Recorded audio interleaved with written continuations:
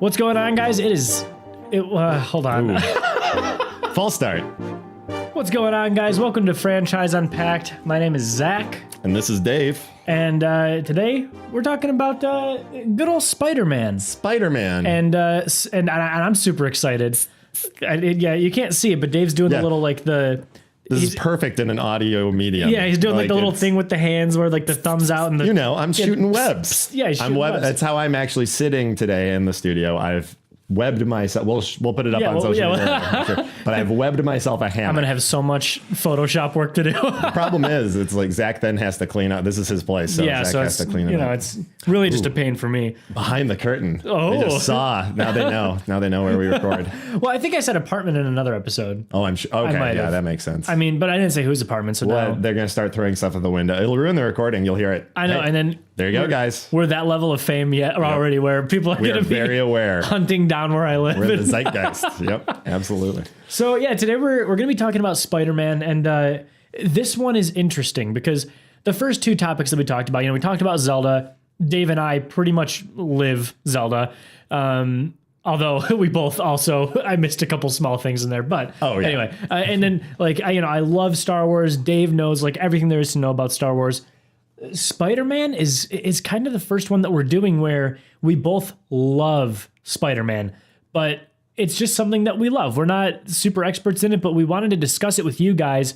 We've been looking up some stuff about it, and we've been trying to, I've been really excited about it lately because Into the Spider-Verse came out recently, yes. Which we will definitely be talking about because that was by far my favorite Spider-Man movie. I mean, I gotta see it. I'm behind. So yeah, that's where I'm coming from. Like Zach just said, we'll get into it. My first, that I can think of, real fandom coming was from the first movie with Tobey Maguire. Yeah. So and that's a good place to start. I mean, we could go back into the old cartoons, which we'll touch on a little bit because so Spider-Man initially had his release in 1962. Oh yeah. Which of course, after that we had cartoons and comics and everything you could imagine. I mean, he kind of blew up. Stan Lee was right there from the beginning with Steve Ditko. They both created him, or are said to have created. Stan Lee. Yeah.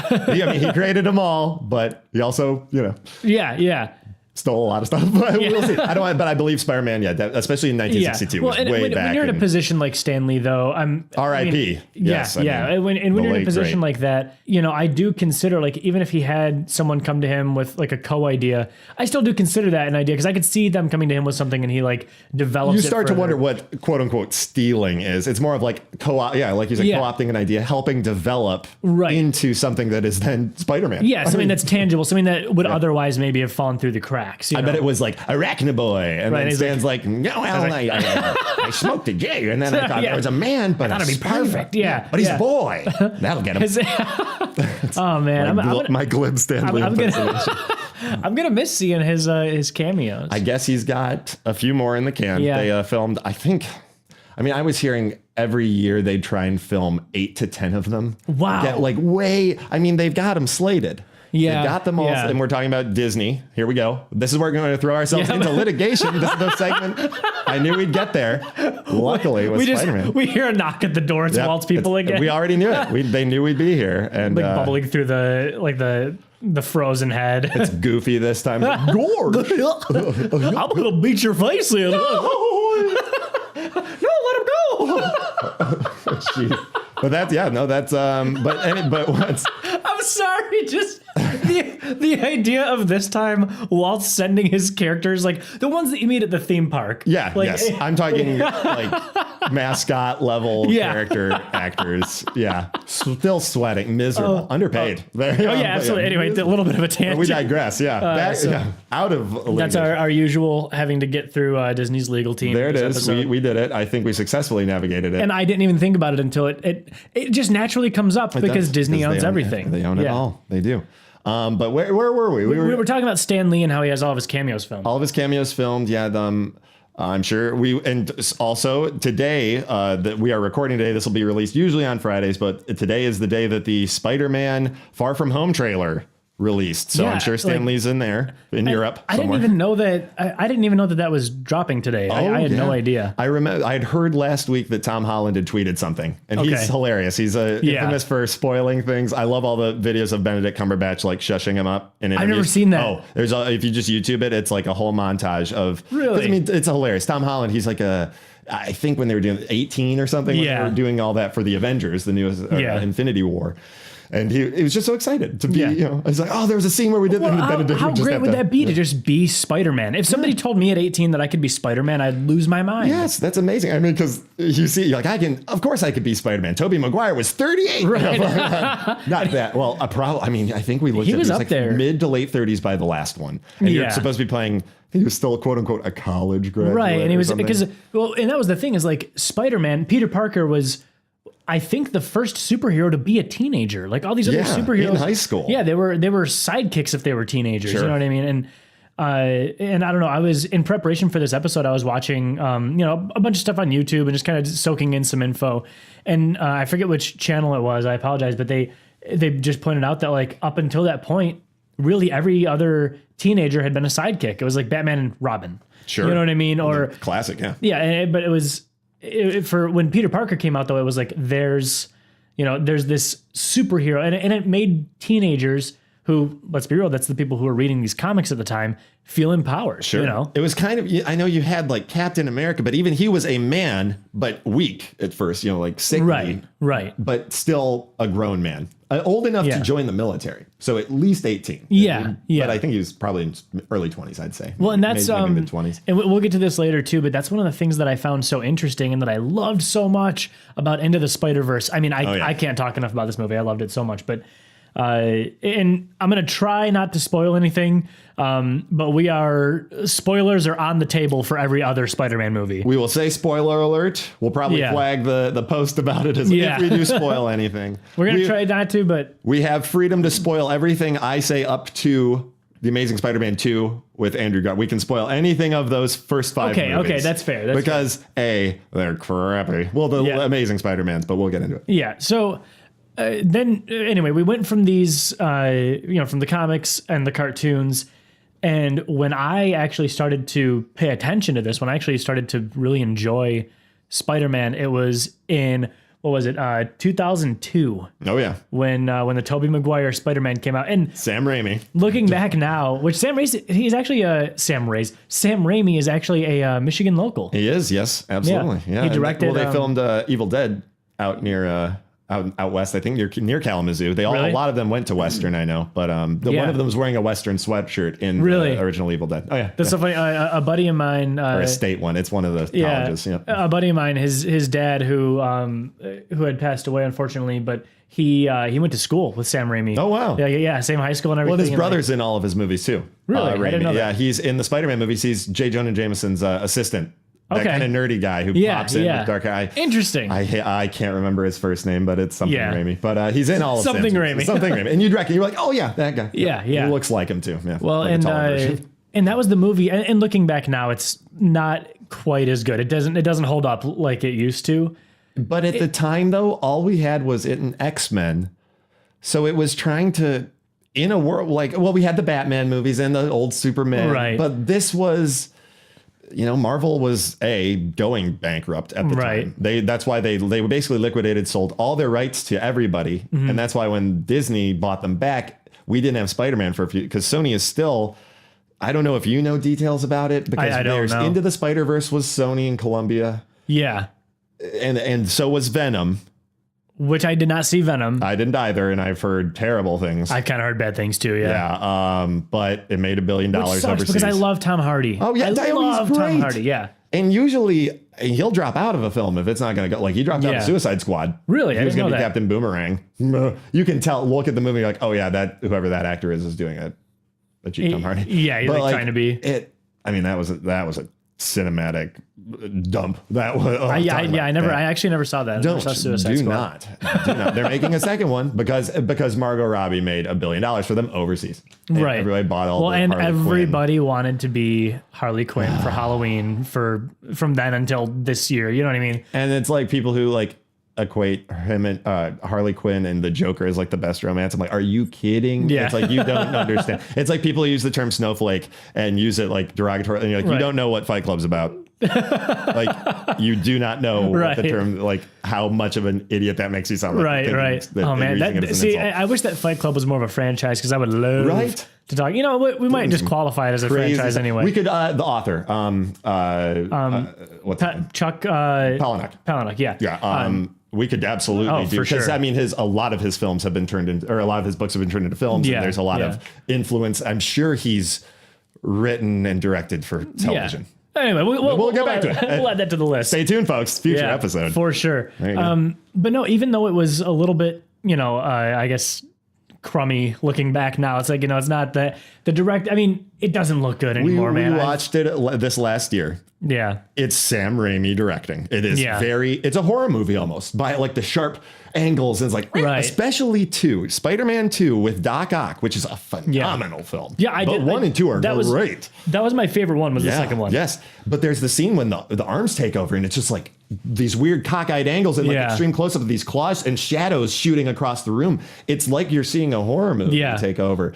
And there's some funny moments of like, it still holds up pretty well. The graphics aren't great, CGI in 2002. Well, for me, it was the acting that. Oh yeah, like, I mean, Willem Dafoe was great. But like, the armor was bad. I forget. I was watching a couple scenes from it. Yeah, it was great. I was watching some scenes from it, and it was just like, I shouldn't say that it was crummy. It just wasn't as good as I remembered it being when I was 12. It's glaring almost. You're like, this doesn't, some of the film style and like even the editing, you're almost like, this does not hold up. Yeah. It doesn't, it kind of doesn't work. When X-Men did, when did X-Men was that was 2000 or something? I think so. I'd have to look it up. 9/11. I want to say that because Spider-Man was post 9/11. This is a little side note, fun fact. There, you can look up it on YouTube, watch the original Spider-Man movie. There was a teaser that Sam Raimi made. And it's weird because it's like extreme. It almost looks like another director entirely action scene. It's about these, you just see the robbers. It's all from the bad guy standpoint. Robbing a bank, getting in a helicopter or something, taking off. Then they hear all that. You see Spider-Man look up, and then you hear the web slinging. Okay. And lo and behold, the helicopter's been caught in between the twin towers in a web. Okay. It pans out and it says coming this summer. And it was like, holy crap, that looks amazing. And it did, but then 11, and they had to take a lot of things into editing. Interesting. Or it was coming next summer, and it was the trailer released the summer before 9/11. And that's really interesting.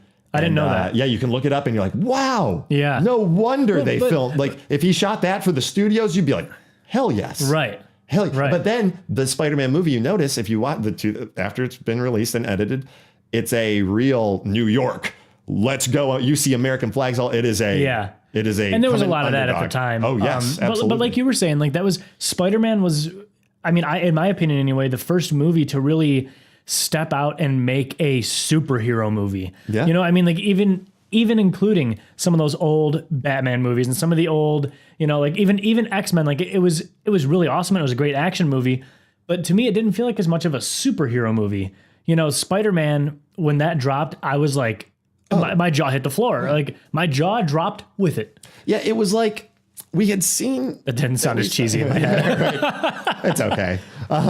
But we had seen Superman. I'm thinking of like the Christopher Reeves, the original ones, and it's set in a real world, like the time. They did a great job of that. Yeah. I mean, they invented of course the graphics. It's him on the green screen, but it was incredible at the time, and it was realistic. It's Superman in our world. Yada. Boom, done. Batman was Tim Burton. You get that Batman, Tim Burton, Batman Returns, and it is. You're like, oh, this is there. If you watch Batman, there's literal animated figures in it. There's real shots of either models or real footage. And then, like, in the very first scene you see Batman, I believe Michael Keaton is standing there and they had to hand draw his cape in because it wouldn't bellow in the wind correctly. Really? So it's a very far shot, so you can hardly tell. Right. But I think again in the end when Joker falls off, it's an animated really Joker. Interesting. Well, again, and so I guess you'd seen this extreme comic book look almost. There were superhero movies, but they felt like they were a product of. I don't know, like they hadn't figured out the formula yet to make it made a good mix. Right. And I think that, for all of its flaws, the one that Sam Raimi released was, I think, the first superhero movie to really, in my eyes anyway, that really felt like a superhero movie. Because I had seen, Superman and Batman growing up, but when I saw Spider-Man, I became obsessed. I started reading the comics. I started buying the action figures. It just blew up for me. I was thinking about it earlier too, and I think one of the main things was seeing the web slinging like that finally. The gymnastics of it, they did a really great job of him traveling. And then since then, it set a standard. I mean, even in the new Spider-Man movies, and then the game Spider-Man for PS4, which is phenomenal. Highly recommend it. I still got to play that. The web slinging alone is enough reason to buy it. It's so much fun. The controls are great, but it finally you're like, oh, this is what that looks like. Cool. Yeah. I get to see Batman in the Batmobile. Cool. Finally. Right. You finally get to see a hero. You're like, oh, I've heard about Spider-Man and like he slings around, right? But what is he like Tarzan? Is it even in the cartoon? It was just like sling. Right. It wasn't flipping and flapping and like doing all the flipping and flapping. Flipping flaps. It's my hip hop album. Flipping flap. Flipping and flapping. But it you're like, oh, this is sweet. And I remember it's kind of like when the prequels for Star Wars came out. No matter how you feel about it, the new lightsaber fighting was badass. Oh, absolutely. It was like a whole new, like, well, wait, what happened? Like, why did it get like way slower? And they've retconned it, and people have tried to explain it over the years as to why it's like two old people fighting with canes in the original ones when they come out of like a kung fu movie. Right. Like, it's crazy town, but it was a thing to really bring people into the audience. Yeah.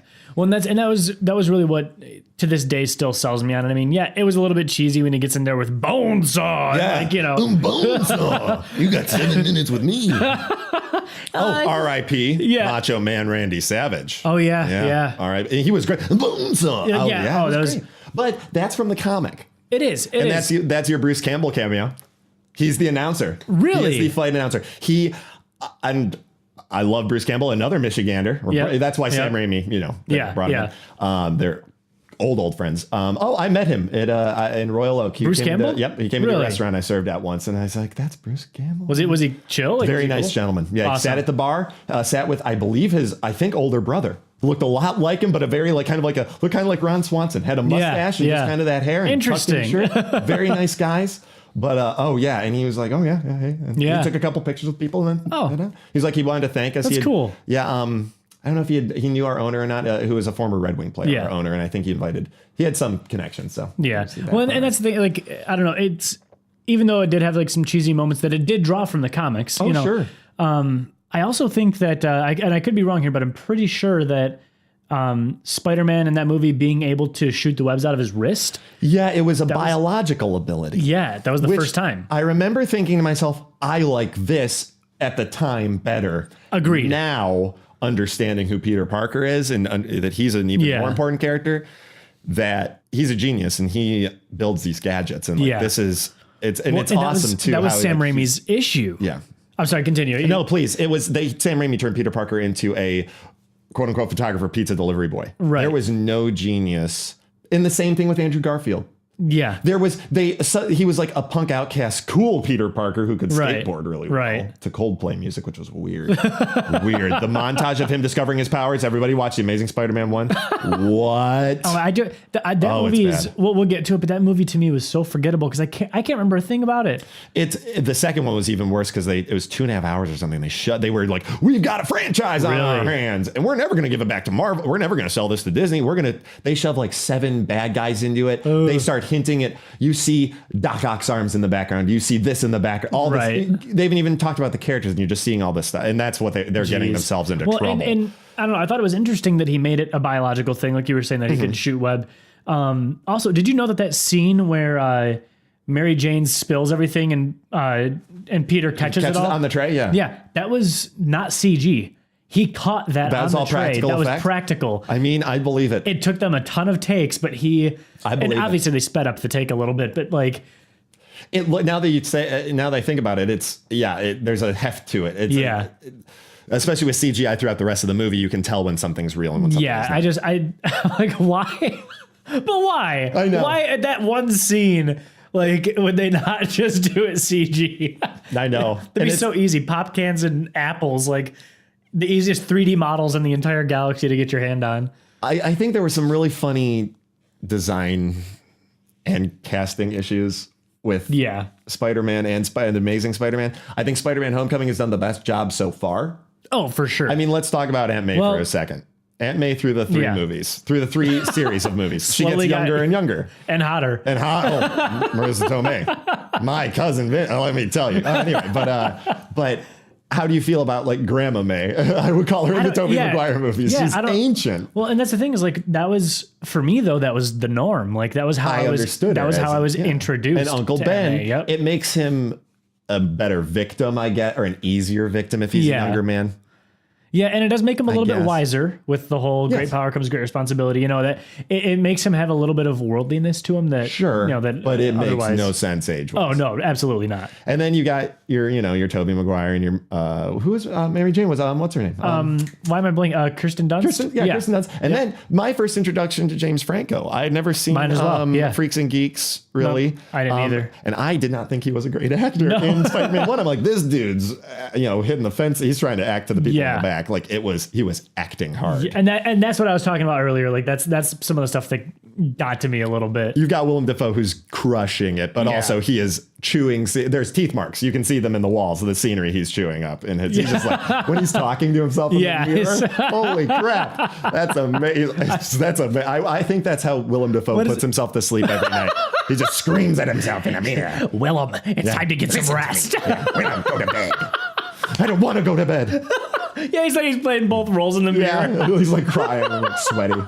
Do the face that you always do. And that's the thing too. It was so from what I understand, like I said, we're fans, not experts. From the comic book, on the Green Goblin, and talking about design. He built like battle armor. There was the battle armor for the suit for the that they were trying to sell to the military. Oscorp was building this military suit and a glider. That's where you get the suit and the glider. But then he builds like a separate mask with a goblin face on it. Oh, that's right. Now, if you Google, you can look up original designs. They had a rubber mask like from the comic, and it looked just spitting image. Purple hat, purple link hat, and everything. Which would have been cool to see. I would. And it's like, you know what? If you're not going to turn him physically into a goblin, like chemically, right? Which I'm glad they didn't, because that's not how it is. Yeah. He in the original, he made himself this Halloween kind of looking outfit. Right. But they did update a lot. They almost made it real. They brought it into like Batman Dark Knight realism. Yeah. Like we mean a military practical suit and a practical piece of armor. Well, and that brings me to the first video game that I think is worth talking about was the Spider-Man game for GameCube. Yep, GameCube. 1 and 2. Yeah, and I remember the boss fight with the Green Goblin in the first one was so intense and so hard. That was a hard boss fight. Did you have to jump over the glider and like you were like on the you had to punch him a lot. You had to punch him a lot. You were at the bridge. And then he had all those like missiles and like pumpkin bombs that he would throw at you. That was a hard game, but it was. Bruce Campbell was the narrator in the training. Really? Modules, Bruce Campbell's just going to be popping on up. But I don't know. It was really cool though, because that was right at the time when I was playing a lot of video games as a kid. Oh yeah. And so I was living in my basement. Yeah, I was probably like 12 or 13, and you know, having that on GameCube, it was so great because I went from this movie that I adored to that game was good. I thought it was anyway. Well, and it was fun too because they added like extra characters, and Tobey Maguire did the voice. That you fought the Shocker, you fought this guy and that guy who weren't obviously in the first movie, but it was cool. They built it up. They did a good job of bridging the gap between the movie that they just released and the comic books that it was based off of. Like, you know, they did bring in some of those other, and they had good design. They had to bring in some extra enemies because you're not just going to have one boss. You're not going to play through the movie. Yeah. You know, which not like that. What was the Grinch game for PS1? Oof, I don't even know. Oh, that's a deep cut. Yeah, maybe we'll cover that franchise eventually. We will. The Grinch. The Dr. Seuss-averse. Oh my gosh. But so they had that game, and then obviously they had 2 more Spider-Mans with Tobey Maguire. Fun fact, Tobey Maguire demanded that he have a butt flap in his suit. Oh, absolutely. You have to. Probably by the second movie. I bet in the first movie he pooped himself. That's why he demanded. Well, he didn't want to go through because I guess you'd have to go through makeup and all that stuff just to get the suit on and off. I think they had to sew him into it. And so so he literally requested that he have a flap in his derriere so that he could take a poop. Oh yeah, I mean you gotta put some things in your rider. You don't want to take a spider poop. spider poop. It's not how he swings the web. No, not an actual spider style. Well, like a real spider would. Yeah, but that's why he wanted the flap probably. But yeah, and then they moved on to the Amazing Spider-Man series from Sony, trying to reboot the franchise. Within, I want to say, 5 to 10 years of the third one. And within so, 5 years of the third one or something. Oh, you know, like that. I was actually diligent and I brought up notes. And my computer went to sleep, so I'm gonna I'll knock it really quick. There we go. Yeah, the first Andrew Garfield one was 10 years after the first Tobey Maguire one. It was in 2012. But so quick for a reboot. Yeah, That's very quick. Well, I mean, unless you're looking at like, only like 5 years from the third, so Right. very close. unless you're looking at like the Hulk and those movies, because Well, didn't we get needed like to reboot 6 Hulk movies in like 2 years? Well, I remember the Eric Bana one Yep. from Ang Lee, which was terrible. Yeah, And then yeah. it was bad. And then they got the Iron Man verse going with the current MCU. And they're like, okay, well, we got it. Hulk has to be in this. So they gave it to Ed Norton. And then Yep. he had way too many demands. And they're like, you're out of here. Yeah. And then they, I think, just had to let it go. They had to let it rest. They had to Right, let it forget sit about Ed for a Norton little bit, and then yeah. give it on to Mark Ruffalo. And then they did it very tactfully, like they did for Spider-Man, bringing it on back with Right. instead of having a Spider-Man movie come out first and then bringing him into the Avengers, they bring him in another Avengers movie as almost Right. a cameo. The Hulk pops up in another. There's not another Hulk movie before he meets Sure, Tony Stark or sure. something. You know, Spider-Man. We don't even know what Tom Holland. Well, we do. He runs into him, but it's like Yeah. we see him briefly and then him as Spider-Man Yeah, yeah. in a Civil War. in the Amazing Spider-Man, I did like the first one with Andrew Garfield. It was okay, but man, watch it again. I think you need to watch it again. I only ever saw it once, and that's the thing is it does not hold up. really I the saw it like graphics when are it came out, terrible. and I was like, We're talking like so bad where they use practical effects and then switch quickly to CGI in the same scene. Like you see Really? a practical Spider Andrew Garfield who's just chick talking and jick joking, Right. jib jabbing. I'm using all these terms. That just he's got it's the Tobey Maguire had the nerdy Peter Parker sort of down, but he wasn't like smart. Andrew Garfield had the quick talking Spider-Man down, but then he was like a cool Peter Parker. Right. It just didn't make sense. Yeah. And he's just side note, I told Zach this earlier. I used to live in New York City and work at a restaurant called Joe Allen in Manhattan, and it served a lot of celebrities. And one evening, Andrew Garfield and Emma Stone came into the restaurant. They were filming, I believe, the second Amazing Spider-Man movie at the time, but they were in New York. They were, I think, are still dating. They're still in a relationship. Yeah, they were fresh in their relationship at the time, and they were seeing Alan Cumming in his one-man show of Macbeth on Broadway, which is just amazing. One man doing Macbeth, every character. Like, imagine that. It's Alan Cumming. He's incredible. But anyway, they all come in. Alan Cumming was sweating profusely from, he had literally just ended the show. They saw him and he invited them to this restaurant and a couple of their friends. They're probably about 6 people. so is this like a super upscale place then? Very fancy. Yeah, a lot of, it was fancy, very low key for celebrities, very popular. It's been around forever. I mean, I served Liza Minnelli, Martin Short, a lot of people came in there. A lot of Broadway people too. But Andrew Garfield and Emma Stone are sitting there. I'm like, oh, wow, this is so cool. I'm like, I'm getting a celebrity table. This is sweet. Alan Cumming was great. He drank like 5 martinis and a bunch of black bean soup. He had like 3 bowls of soup, and that's like was his diet. And he was in a mesh belly shirt. It was amazing. Everyone's also like, it's upscale New York. But he's he just came from his doing 2 shows, winning a Tony. He can do whatever he wants. he can wear whatever he wants after dinner. Emma Stone was the nicest. Oh, she was wonderful. She made eye contact, was please, thank you. I'm so sorry. Can I get a little more water? Very gracious. That's awesome. That's good to hear. Andrew Garfield, total jerk. Wouldn't even make eye contact. No, please, no, thank you. And it's like, whatever. I'm not, please, sir, can I get your, oh my God. I'm not doting. I'm being very professional. These people are here, not for me. They're not, and I was never like that with any celebrities, but he was a real jerk, and I'll never forget it. Yeah. Like, did he say or do anything specific? No, or was it just kind of very ungrateful and just very like, I don't care about you. He knew who he was, and that was that. Yeah. Above people. That's such a bummer. I mean, I'm sure there are a lot of celebrities like that. Like I mean, this is a little off topic, but a producer that I had worked with at my last job said that she had worked with what's the guy for a Maroon 5 lead singer? Adam Lambert. No. That's Levine. Yeah, Adam Levine. Another one. And she said he was the biggest jerk. Like, hard to work with, didn't want to work with anyone on set. Like, and hey, Zach and I are saying no hard feelings to any celebrities out there. I'm sure everybody has a bad day or something. Yeah, but, absolutely. We're just speaking from the one experience. Yeah. It's a big deal for sometimes. It would be tough being in a celebrity position because if you have a rough day, everyone that meets you on that day has a different view of you.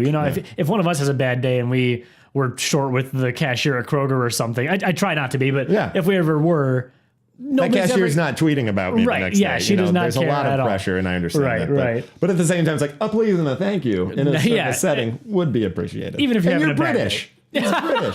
What are you doing? So that's weird too. The last 2 Spider-Men have been British. Yeah. Yep. Well, not Miles Morales though. True. Yep. Touché. So we're gonna be getting that. Back. So yeah. Actually, what are we doing on time here? Okay, we're doing all right. We're doing all right. We got some time. A little bit of time left. It'll be a part 2. I'm sure all these franchises. There's no way it'll just be a part 1. We could go on and on. So we get to the Tom Holland. Yep. Disney finally gets him on back. He bringing him on into the Avengers. Oh yeah, and I hadn't seen. I honestly am a little bit behind. We talked about this a little bit before. I'm a little bit. Did you hear my throat just then? I did the same thing too. It was so weird. I don't know if that was like we're being choked by a ghost. Stanley's in the room. And he's like, "Stop talking about It's Walt. Yeah, it's Walt and Stan. Where they're like, "We're millionaire ghosts," and they're just, he's choking. It worked. Yeah, that's Mickey, no. Anyway, I don't even. It's probably not going to show up on the audio capture. We're just going to sound like crazy people. Yeah. What are they talking but about? I'm not super caught up on all these big Marvel movies. They haven't hit with me as much lately. Sure. And there's so many. Yeah, there are. And especially like the Avengers, I feel like the stories have gotten so big and I don't know, it doesn't hit with me as much as it used I honestly worry if I don't see one now, I'm gonna, when the Avengers comes around. You said like Doctor Strange. You didn't see Doctor Strange? I didn't see Doctor Strange. Did you see Infinity War? Yes. When they fight Thanos. Yeah. The most recent Avengers. No, I did not. Oh, okay. Well, okay. Yeah, we can't talk about a lot of stuff there. Yeah, no, I mean, and there's a big spoiler, and I will not. Yeah, there's spoilers. Yeah, I mean, and I've heard all the spoilers, so it's like I'm up enough on that. But I hadn't seen a lot of the more recent Marvel movies, and I was hesitant about seeing Spider-Man: Homecoming because of that. So good. And I just decided one day I was like, you know what, I got the day off, and I was watching it on a 110% legally acquired version. Absolutely. And I actually might have rented it. Disney's legal team rented. Which, by the way, I just got to say, I am, and I don't personally, but I am terrified of torrenting anything. Oh no! Okay. Like when it was big and you could get away with it, I was terrified. Yeah, same. I can't do it. Anyway, feel free to torrent this episode. Yep, please. But I watched Homecoming and I was blown away. It was so good.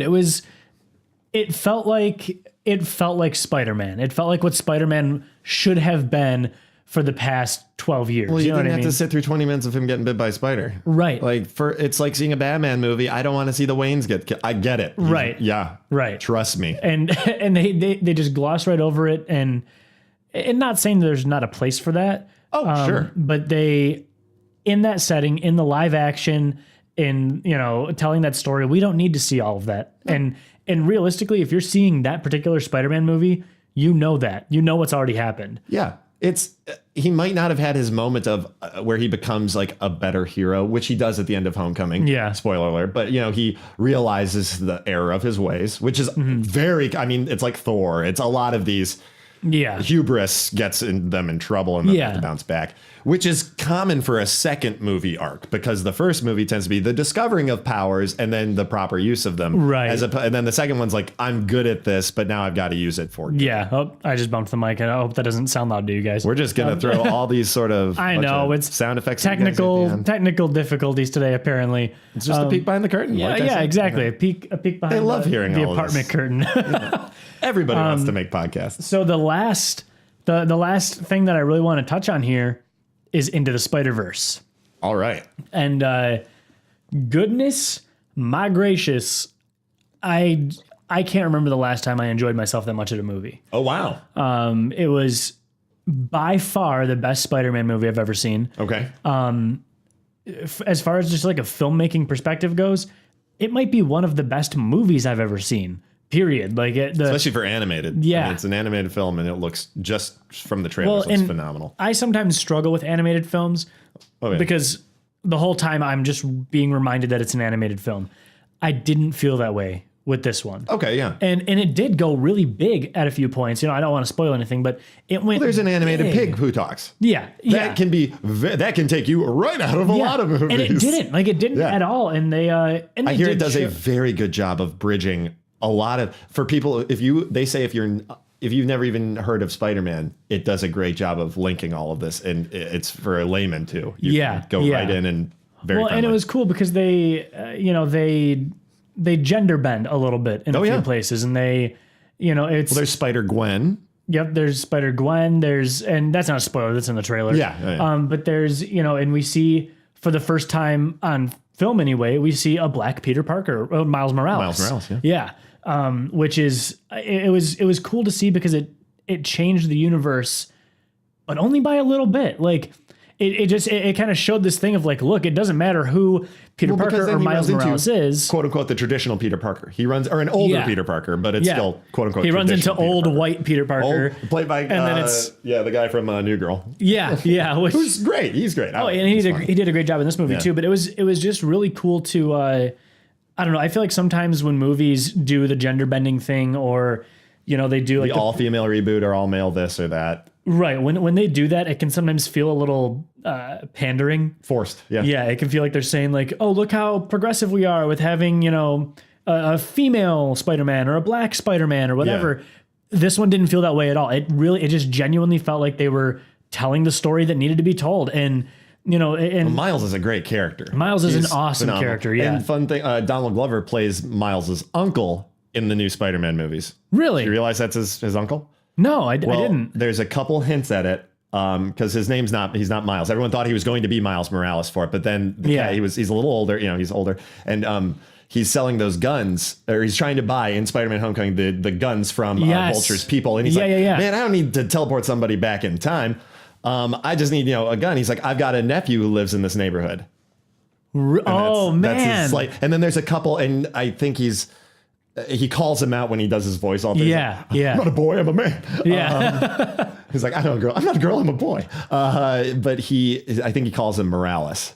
He looks up his license plate to know who there's another hint. And you do meet his uncle in Spider-Verse as well. Yes, and in the PS4 game. Miles is a big character in the PS4 really? game. I didn't know they're that. setting up, no spoilers, but there's a lot of DLC coming. Yeah. The Fantastic Four are actually joining the game next. There's going to be Fantastic Four material. Because Sony still has the rights. I honestly think that Miles Morales might be my favorite Spider-Man. Like the way that they brought it back to a younger character. I thought did. Innocence, I think, because he's I want to say like middle school or early high school. It has to be early high school. He looks young. I think I would say freshman, sophomore. Yeah, which he's a sophomore. Tom Holland's a sophomore. Yeah, in Homecoming. But I mean, it's so young and he felt young. You know what I mean? And I think that was the benefit of it being an animated movie, is they can make him look however young they want. The voice actor did a great job. I forget who voiced. I don't know if I looked up who voiced Miles Morales. I couldn't tell you. But no, it was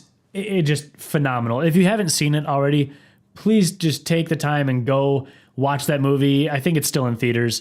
If not, just hang on to your butts until it comes out on Blu-ray. Because see that, don't see Venom. Yeah, don't see Venom. I mean, I still feel like I should see Venom at some point, but I'm gonna wait for it to come out. Yeah, it'll be on Netflix or on demand or something. Yeah, I just can't. I heard a lot of really. I heard he doesn't come in contact with the symbiote until 38 minutes into the movie. How do you have a movie called Venom? It's like having Spider-Man and then him not get bit until the last half hour. Right. What are you talking about? That's ridiculous. Well, and it was kind of cool. So in Spider-Verse, another thing that was kind of just a big theme was tech. Everything was, and like we were saying earlier, kind of bringing it back to the beginning, like it had this feeling like this whole universe was already high tech. Like you could do whatever you want there, and I mean, I can't say it. I can't say it because of a spoiler, but you don't have to worry about being this is also set in the future. It's not like that. You're also I have to learn the rules of this. Right. It's almost like just let it wash over you. Right. And you can okay, we're here.